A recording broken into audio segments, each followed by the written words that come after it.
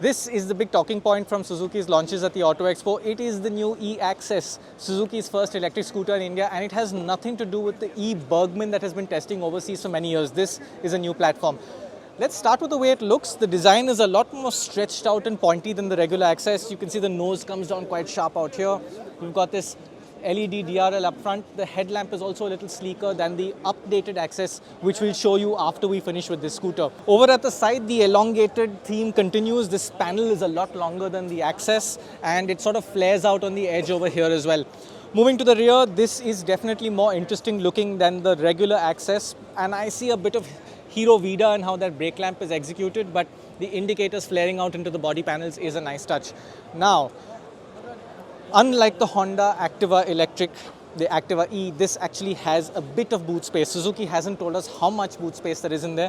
We don't have a number for that. I think you could fit a small helmet in there. This is a 600 watt charger, 6 hours 42 minutes for 0 to 100 on the standard charger and 2 hours 12 minutes on the fast charger. So that's probably a low wattage charger, and this is quite a high wattage charger. We'll have to see what that ends up being.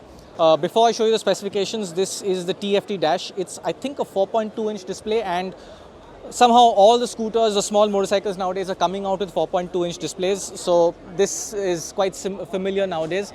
You've got a USB charging port out here, and I think the scooter charging port is in there. Plus this is a remote key. Now come over here and we'll take a look at the specifications, which are actually not bad. You've got a peak power of 4.1 kilowatts, 15 Newton meters, and a max speed of 71 kph. That sort of performance is on par with the TVS iQube and the Bajaj Chetak. Range is claimed at 95 kilometers, and that's thanks to a 3.07 kilowatt LFP battery, which is a nice thing. Unlike the regular Access, it runs on 12-inch wheels at both ends, and it weighs quite a bit more than the regular Access, 122 kilos, but that's not too much in the electric scooter world.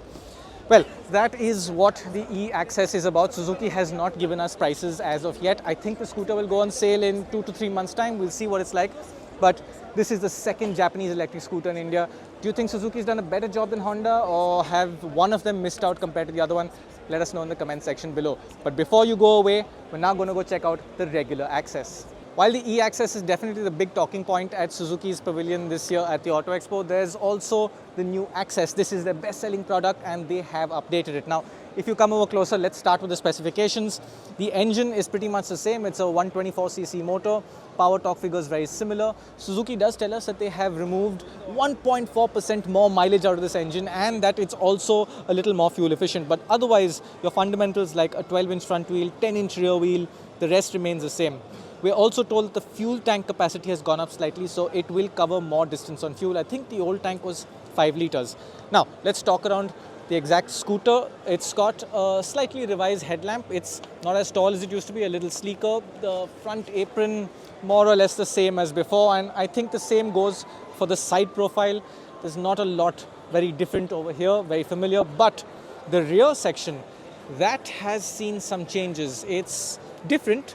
You've got a flowing panel down here. I think this will be for your fuel filler cap. Unfortunately, we don't have the key, so I can't show you that, but central brake lamp and split indicators.